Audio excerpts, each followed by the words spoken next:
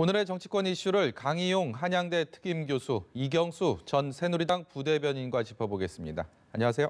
네, 안녕하십니까.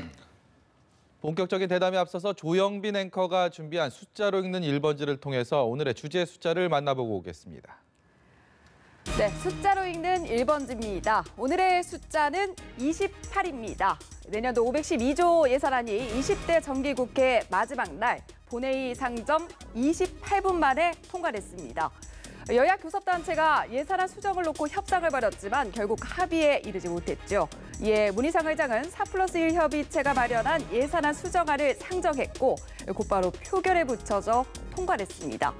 자유한국당 의원들은 피켓을 들고 강력히 항의했지만 이미 예산안 가결이 선포된 뒤였습니다.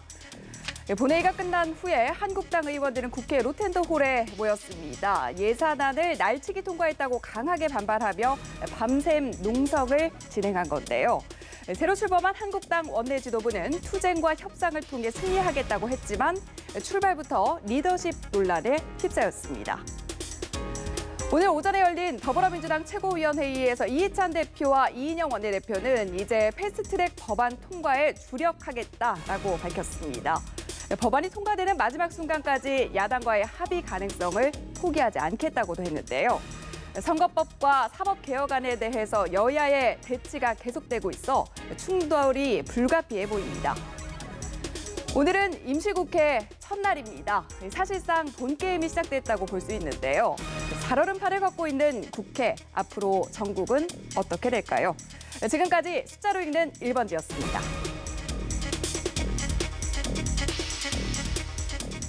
네, 20대 정기국회가 어제로 마무리됐습니다. 오늘부터는 임시국회가 시작됐는데요. 20대 정기국회 마지막 날 내년도 예산안은 여야 원내 1, 2당의 합의 없이 통과됐습니다. 국회는 급속도로 냉각돼 있고 자유한국당은 농성에 들어갔습니다. 어제 철야 농성을 벌이면서 강하게 항의를 했는데 우선 심재철 원내대표의 발언부터 듣고 오겠습니다. 이건 명백한 의회 쿠데타입니다. 의회 독재입니다. 문재인 좌파 독재 정권의 민낯이 그대로 드러났습니다. 수단과 방법을 가리지 않고 장기 집권을 하겠다. 바로 그 첫 서막이 예산안 불법 날치기에서부터 시작됐습니다. 네, 불법 날치기라는 표현도 그렇고 심재철 원내대표의 표정도 그렇고 굉장히 격앙돼 있습니다. 격앙될 수밖에 없는 국회 상황이 아닌가 싶은데요. 어제 예산안 처리 어떻게 보셨는지 먼저 이경수 부대변인께 먼저 여쭤보겠습니다. 사실은 상당히 이제 그 여러 가지로 불만족스러운 부분이 많이 있다고 이제 보여집니다. 예를 들어서 이제 뭐 법적인 것으로 보면은 뭐 법이 잘못됐다, 법을 어겼다라고 하는 부분은 뭐 찾아보기가 힘들어요. 네. 그런데 예산이라고 하는 것은 국가의 세금을 쓰는, 다시 말해서 국민들의 혈세를 쓰는 일이기 때문에 이 부분은 상당히 통과안이 굉장히 신중해야 됩니다. 신중하기 때문에 과거에 그러니까 2014년에 이제 새롭게 선진화법이 통과가 된 이후에 11월 31일까지 만약에 협의가 제가 예결위에서 어떤 결론이 나지 않으면은 바로 본회의에 부의할 수 있게 돼 있습니다. 그거는 사실입니다. 그럼에도 불구하고 예를 들어 가지고 그렇다 하지 않더라도 예결위에 구성되어 있는 그 각 정당의 그 교섭단체 그 대표위원들이 있거든요. 간사들이 있고 그다음에 개수조정 소위원들이 있고 이분들에 의해서 끝까지 타협을 해서 개수를 조정을 하고 그다음에 그 세부 예를 들어 가지고 증감된 내용들이 무엇인지를 구체적으로 알고 이것들을 국민한테 알려서 내년도에는 이 부분에서 이만큼 삭감을 했고 이 부분 이만큼 증액을 했다는 것들이 알려짐으로 해가지고 국민들이 내년도 예산이 이렇게 쓰이는구나라는 걸 잘 알 텐데 이번에는 4+1이라고는 저 생뚱맞은 다시 말씀드려가지고 교섭단체도 아닌 6석짜리 정당 뭐 4석짜리 정당 이런 정당들하고 마치 합의가 된 것처럼 해가지고 4+1에서 통과시켰단 말이죠. 이 부분은 국회 교섭단체를 만들어낸 국회법의 근본적인 정신을 완전히 말살한 행위다. 그래서 이 부분에서는 문희상 국회의장께서 정말 책임을 지셔야 된다 이런 말씀을 드리겠습니다. 네, 뭐 이경수 부대변인의 말씀도 격앙돼 계십니다.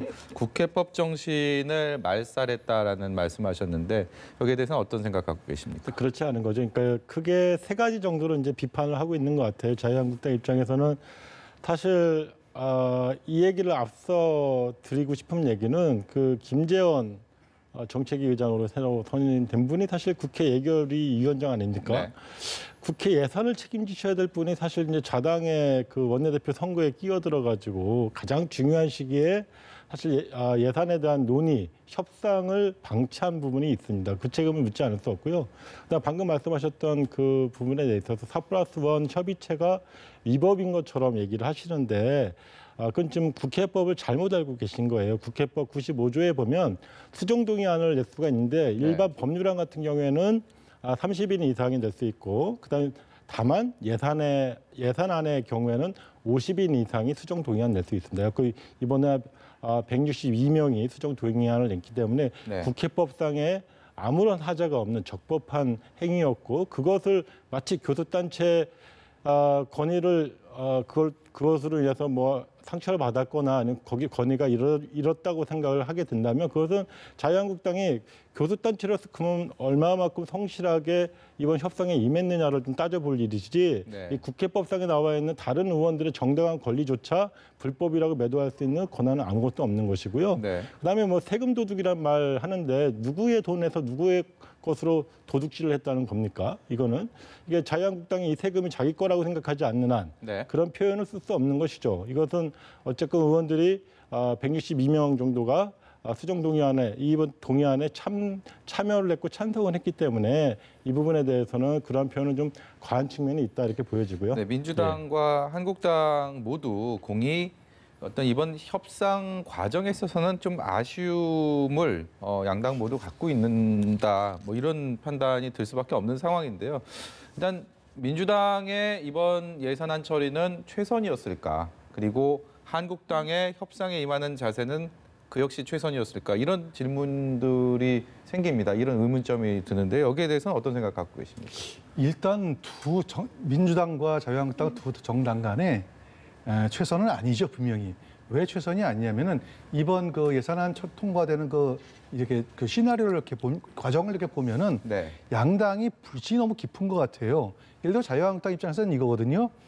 512조 5천억 원 이 예산 중에서 최종적으로 얼마를 삭감할 것이라는 부분이 논의가 됐어요. 예. 논의가 돼가지고 3당 국회의장께서 주도한 3당 원내대표 회의에서 1조 6천억 정도는 삭감하겠다라고 했는데 민주당에서는 1조 6천억은 안 되고 1조 2천억만 하자. 이 얘기가 나오거든요. 근데 4천억 그 내용이 뭐냐면은 바로 남북 경협기금 그다음에 일자리 뭐 예산안에서 불효불급 부분 네. 이 부분들 자유한국당에서 이거는 좀 삭감을 하자라고 하는데 그거를 알았다고 조금 이따 논의하자고 해놓은 상태에서 바로 통과시켰단 말이에요. 그러니까 자유한국당 입장에서 볼 때는 불과 4천억 가지고 512조라는 엄청난 울트라 슈퍼 예산 중에서 불과 4천억을 삭감을 못 해가지고 통과시켰다. 이 부분에서 굉장히 불만이 있을 수밖에 없는 얘기고 네. 그다음에 아까 강희영 교수님께서 말씀 주신 것 가운데에서 국회법 95조 말씀하셨거든요. 맞습니다. 국회 예산안을 수정할 때에는 그러니까 최초 정부 예산안이 512조 5천억 원이고 네. 그다음에 수정 4+1인가 하는 거기서 만든 게 이제 1조 2천억 깎은 거 아니겠습니까? 그런데 그것을 수정안을 낼 때에는 맞습니다. 상관없이 50인 이상이 서명하면 돼요. 그런데 자유한국당에서도 수정안을 올렸어요. 수정을 올렸는데 그 자유한국당 수정안은 보면은 국회 바로 96조죠. 국회법 96조에 보면은 수정안이 올라왔을 때는 수정안을 먼저 표결해야 된다고 되어 있어요. 네. 근데 자유한국당이 낸 그 수정안은 아예 무시해버리고 그냥 4+1에서 제출한 그 수정안만 바로 표결해버렸거든요. 네. 그러니까 이게 바로 국회법 위반이라는 얘기입니다. 네. 다른 게 법위반이 아니고 그다음에 두 번째는 저희가 통상 이제 국회에서 예산안을 이렇게 다룰 때는 무엇이 법안이 먼저 오냐면 예산 부수 법안이라고 있습니다. 예를 들어 가지고 소득세법 개정안이라든지 내년도 예산을 얼마만큼 수입을 얼마만큼 추계를 할 것인가는 그 부수 법안이 있어요. 그 부수 법안이 먼저 통과가 된 다음에 그다음 최종적으로 예산안이 올라가는 건데 어저께 문희상 의장은 부수 법안도 올라오지 않은 처리하지 않은 상태에서 예산안부터 먼저 통과시켰단 말이죠. 이런 부분도 굉장히 이례적이고 사실 어떻게 보면은 예산안 통과에 급급해가지고 국회의장으로서의 본분을 망각했다. 이 점을 지적하지 않을 수 없습니다. 민주당 입장에서는 예산안 처리에 대한 더 이상 미룰 수 없다라는 그런 마음 때문에 좀 기존의 예산 처리에 지금 말씀하신 그런 수순을 좀 거꾸로 그런 선택을 하지 않았을까, 또 그런 관측들, 그런 판단들을 많이 하고 있거든요. 어차피 앵커께서 하시는 말씀 맞습니다. 그러나 어차피 말이죠. 12월 2일이라고 하는 헌법상에 부여된 예산안 처리 기간이 있습니다. 그걸 넘긴 건 마찬가지예요. 네. 그리고 이미 오늘부터 임시의회가 소집된 걸 다 알고 있습니다. 그러면은 하루 차이거든요. 네. 정기국회에서 하나, 하루 늦춰가지고 오늘 임시국회에서 최종적으로 합의를 해서 하나, 하루 차이인데 그게 뭐가 중요하겠습니까? 네. 근데 그런 것도 무시한 상태에서 무조건 통과만 시켜야 된다라고 하는 이 조급증, 이 강박관념이 오히려 전국을 더욱더 경색하게 만들고 이것은 전적으로 문희상 의장과 정부 여당, 특히 민주당이 이 책임을 져야 될 것으로 보여집니다. 네, 자유한국당 입장에서는 굉장히 기분이 당연히 나빴겠죠. 그리고 격앙돼 있던 상황들, 어쩔 수 없는 그런 분위기를 이해한다 하더라도 문희상 국회의장에 대해서 어제 자유한국당이 보인 태도에 대해서는 또 여러 가지 해석들이 나오고 있습니다. 그 부분은 어떻게 좀 보셨는지요? 일단 어제 문희상 의장에 대해서 한 30분 이상 항의를 하고 또 그 과정에서 다소 인신을 공격하는 듯한 공천 대가다 아들에 대한 이런 그렇죠. 비난들도 확인되지 하고 그랬죠? 않는 일반 사설 정보지에나 나오는 얘기 정도 수준의 이야기를 가지고 본회의장에서 어떤 정당한 적법의 절차에 따른 어떤 의사 진행을 방해하기 위해서 그렇게 얘기한 것은 상당히 좀 문제가 있었다고 보여지고요. 그다음에 아까 말씀하셨던 우리 부대변인께서 말씀하셨던 부분에 대해서 몇 가지 사실관계를 좀 짚어볼 필요가 있습니다. 그러니까 수정안이라고 해서 무조건 상정되는 것이 아니라 정부의 동의를 얻도록 우리나라 헌법과 법률에 정해져 있습니다. 그 부분에 대해서는 네.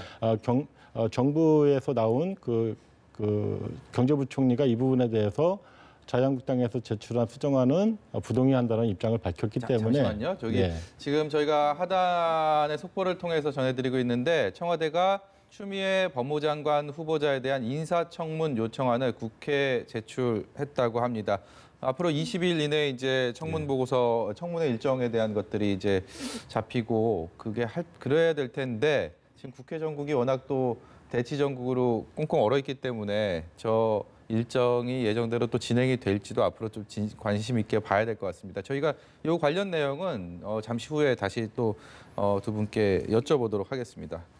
그렇기 때문에 자유한국당이 제출한 수정안을 무조건 배척했다 이건 아닌 것 같고요. 네. 그다음에 두 번째는 예산에 따른 그 부수법안이 있습니다. 부수법안을 당연히 처리를 해야 되는데 실제로 시행일은 2020년 1월 1일 이후이기 때문에 그것은 연내에 처리하면 큰 문제가 없는 것이고요. 과거에도 그런 전례가 있습니다. 다만 자유한국당이 그 수정안이라고 내놓은 이 예산 부수 법안들을 보면 아직 많이 언론에 공개되지는 않은 것 같은데요. 네. 2020년 1월 1일 부칙 조항의 시행 일자를 정하게 되었는데 이거를 2020년 12월 3일 이후로 한다. 네. 1월 1일을 12월 3일로 바꾸고 한 5건을 내놨 상태예요. 네.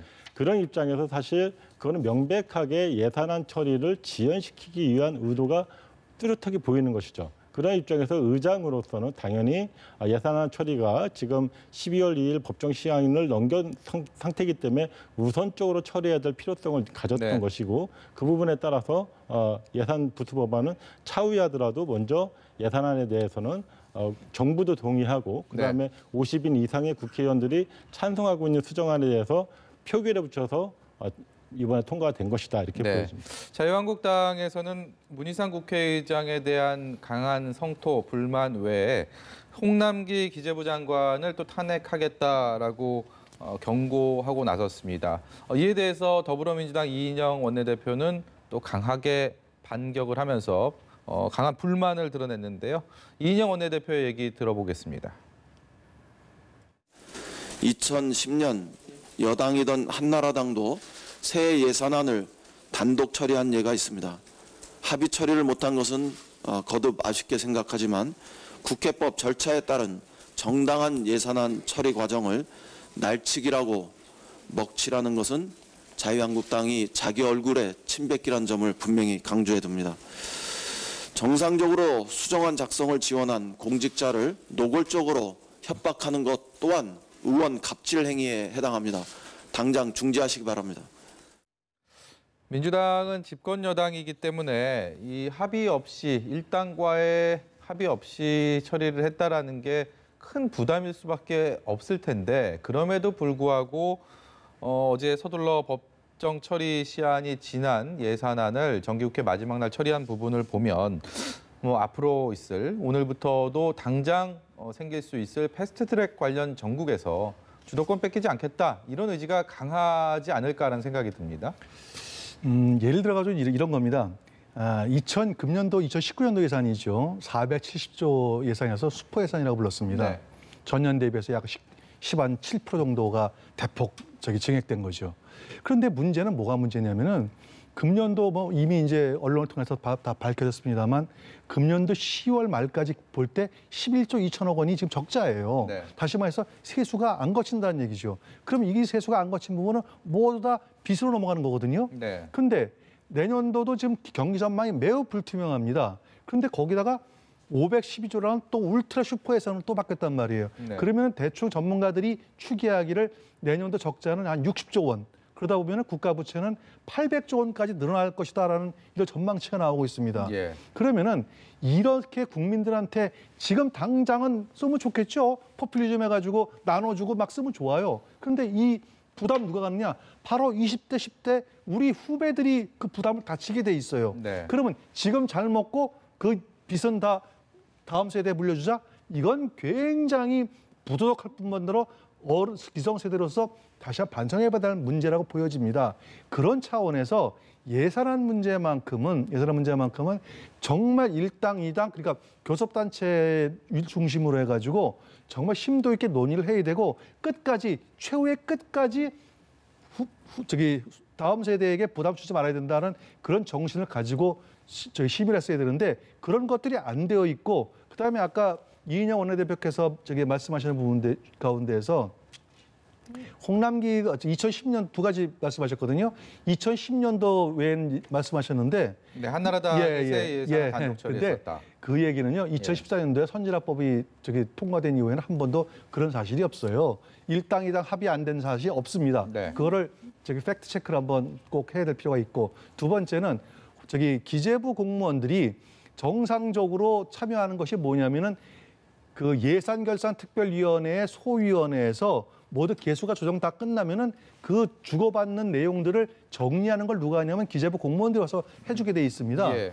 그것은 국회의 일을 기재부가 도와주는 건데 이번에는 거꾸로 기재부가 적극적으로 나서가지고 오히려 4+1이라고는 실체도 없는 데서 작성한 데다 거기에 관여했기 때문에 자유한국당 입장에서 볼 때는 이것은 오히려 행정과 정치를 기재부가 제대로 구분하지 못했다. 그런 차원에서 정치 개입이라고 보여지고 정치 개입이라면은 공무원의 정치적 중립 위반에 해당되는 것이 아니냐라는 차원에서 이제 말씀드리는 그렇게 보여진 겁니다. 네, 민주당도 한국당도 아쉬움이 클 수밖에 없고 국민들이 두 거대 정당을 바라보는 시선도 그리 곱지는 않을 것 같습니다.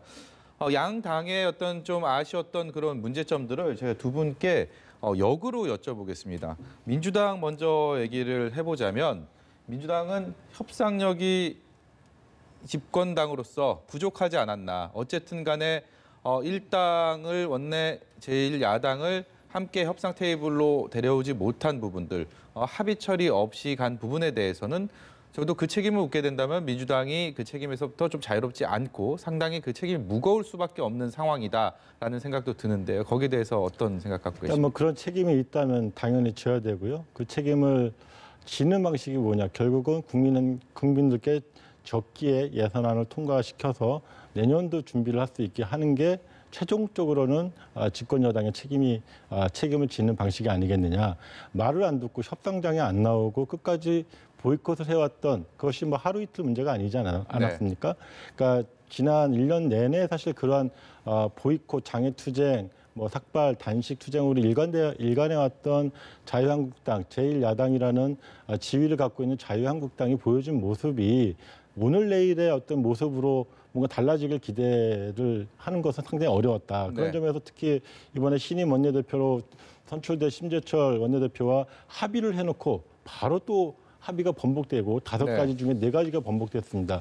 이런 상황에서 더 이상 신뢰하기 어려운 부분은 분명하게 누가 더 신뢰하기 어려웠냐라고 했을 때 당연히 자유한국당의 모습이 아니었나는 부분이 있고요. 네. 아까 우리 부대변인께서 말씀을 하셨던 부분들 중에 사실 이 국가부채라고 하는 걸 자꾸 이제 그렇게 얘기를 합니다. 왜 아이들에게 우리 후손들에게 빚을 떠넘기고 우리가 지금 누리고 있느냐 마치 파렴치한 어떤 예산안이 통과된 것처럼 얘기하는데 네. 이번 예산안을 보면 전체 국가 채무 비율이 GDP 대비 39% 수준으로 여전히 건전하게 관리되고 있는 부분이고요. 네. 오히려 지금 OECD나 세계은행에서는 우리나라에게 직접 우리 대한민국을 지목을 하면서 적극적인 재정 정책을 펴줄 것을 요청한 바 있습니다. 네. 이런 부분들을 종합적으로 고려한다면 적정하게 편성된 예산이라고 보여지고요. 네. 이 예산에 대한 논의 자체를 좀 근거 없는 비합리적인 주장을 가지고 협의 자체를 안 하려고 했다는 것은 좀 대단히 좀 아쉬운 부분이 있었다. 이렇게 네. 보여집니다. 자유한국당 입장에서는요. 제1야당이면 나라 돈이 내년도에 얼마나 쓰일 곳에 쓰이고 쓰여서는 안 될 곳에 쓰이지 않는 부분들을 지적하고 그런 것들을 정말 꼼꼼하게 여당에 대해서 요청을 하는 뭐 그런 역할을 하는 게 또 제1야당의 또 중요한 책무 중에 하나가 아닐까 싶은데 기싸움은 벌였고 계속 그 어떤 협상 과정에서 목소리는 냈지만 실리는 없다. 전략적으로 실패한 거 아니냐.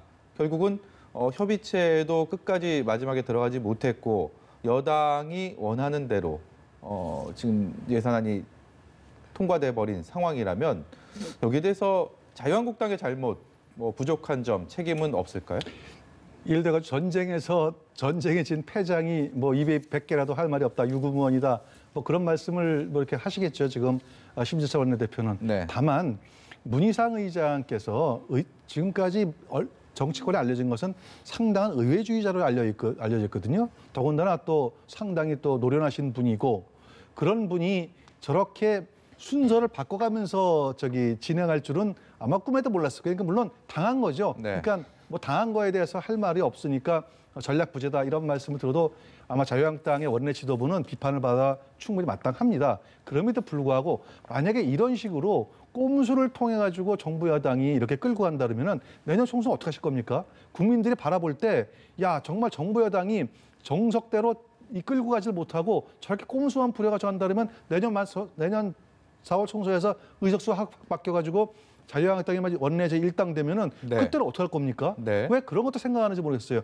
제가 볼 때는 지금 한순간에 이기는 것이 중요한 것이 아니라 국민들의 시선, 국민들의 판단의 근거가 무엇인지를 깊숙하게 생각하는 것이 아마 정부 여당의 입장이 돼야 된다. 네. 이런 말씀을 꼭 좀 드리고 싶습니다. 네. 그러면 이제 예열은 끝났고요. 오늘부터는 그야말로 20대 국회의 본 게임이 아닌가라는 생각이 드는데 임시국회가 시작이 됐습니다. 아직까지는 국회는 정중동이라고 할 수가 있을까요? 태풍의 눈 같은 그런 상황이라고 하는데 글쎄요. 민주당은 총선 예비 후보 등록일인 17일 다음 주 화요일입니다. 그 전에 패스트트랙 관련 법안, 그러니까 선거법 개정안과 공수처법, 검경 수사권 조정안 관련된 것들을 모두 끝내겠다라는 의지가 굉장히 강한 것 같습니다. 여기에도 아까 이경수 대변인께서 말씀하셨던 4+1이 등장을 합니다. 결국은 한국당이 끝까지 합의를 안 해준다면, 협의를 하지 않는다면 4+1을 통해서 예산안처럼 처리를 할 의지가 상당히 강해 보입니다. 여기에 대해서는 어떻게 전망하십니까? 결국에는 사실 우리 20대 국회가 처음 이제 형성되었을 때 많은 국민들께서 요청했던 게 바로 협치입니다.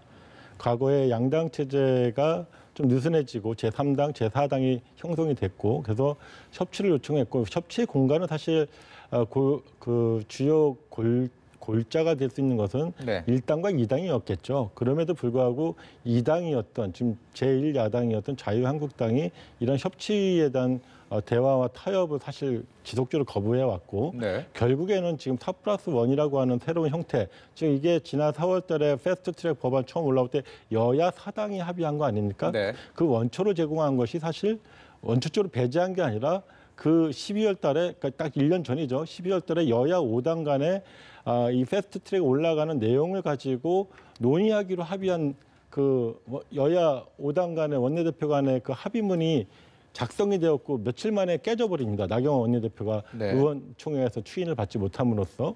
그래서 이거는 상당히 오래된 내력이 있는 것이다. 그래서 그 과정에서 자유한국당이 사실 이러한 이번 국회에 주어진 시대적 과제들을 해결하기 위해서 직접 진정성을 갖고 나섰다면 이 4+1 외에 자유한국당이 즉 자유한국당이 고립되는 구도가 고착화되지는 않았을 것이다. 그것이 결국에는 예산안에서도 4+1이 관철이 되었고 그다음에 남아있는 진짜 패스트트랙 3법에 대해서도 결국 4+1 안에서의 합의만 이루어진다면 언제든지 통과되어질 수 있는 어제 이제 보셨겠지만 예산안과 예산안 그 기금안 같은 경우에는 무려 158명이 네.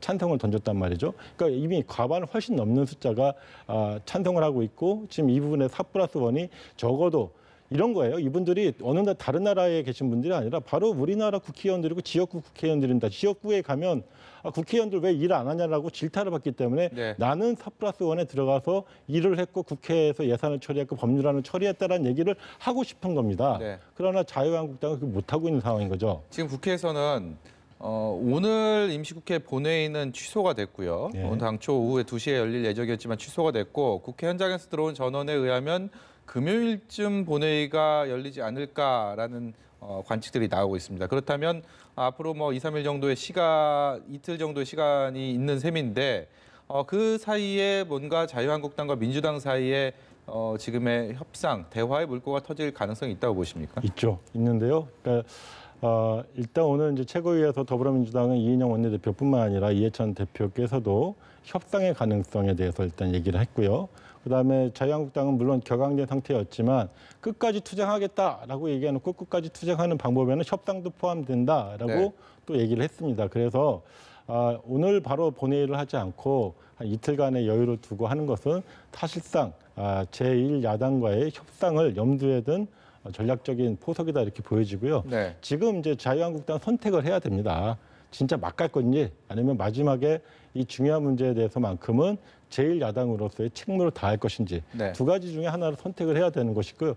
거기에 대한 평가는 결국 내년 4월에 선거에서 평가를 받게 될 것이다 이렇게 보여집니다. 민주당의 변화가 있을 가능성은 뭐 앞서 예산안 처리를 봤을 때 크게 있어 보이진 않습니다. 한국당이 과연 어떤 카드를 내밀고 어떤 태도를 보일지가 이번 패스트트랙 국면에서의 가장 중요한 포인트가 아닌가 하는 생각이 드는데요. 어떻게 예상하십니까? 일단 그 나경원 원내대표 체제에서 심재철 원내대표 체제로 바뀌면서 전반적으로는 협상하자는 그 분위기가 훨씬 더 강합니다. 네. 그래서 이제 아까 제가 말씀드렸듯이 1조 4천억, 1조 2천억, 1조 6천억 해서 4천억을 어떻게 할 것이냐. 그다음에 세부적인 증납 항목에 대해서 구체적으로 한번 내용을 한번 들여다보자. 총액 개념을 하지 말고 네. 이런 안들을 제시를 했는데 이인영 원내대표가 마치 뭐 도둑이 재발저듯이 그냥 문희상 의장하고 합의를 해가지고 통과시켰단 말이에요, 예산안을요.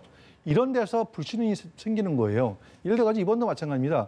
자유한국당 내부에서 이런 얘기들이 돌고 있어요. 일단 선거법 내용에서는 1차적으로 그 비례성을 강화하자는 그 부분에서 반대하는 사람은 없어요. 물론 대다수 국민들에게 지금 당장에도 여론조사에 보면은 비례대표 의원 싹 없애자라는 의견이 한 60% 이상 나오니까 그게 맞는데 정치는 현실이니까 또 비례대표가 전혀 부작용만 있는 거 아니니까 어느 정도 한다면은 지금 나온 한 예를 들어서 250석에 50석 비례대표 이렇게 만들고 대신 연동률을 지금 뭐 50% 한다 그러는데 50%는 제가 솔직히 볼 때는 받아들이기가 어려울 것 같아요. 자유한국당이 자유한국당이 20% 얘기를 주장하는 부분인데 한 절충해서 30% 정도로 연동률을 좀 낮춘다든지 네. 이런 식으로 하면 얼마든지 가능한데 지금 웃기는 게 민주당이 여섯 석짜리 정의당에 끌려다니고 있어요.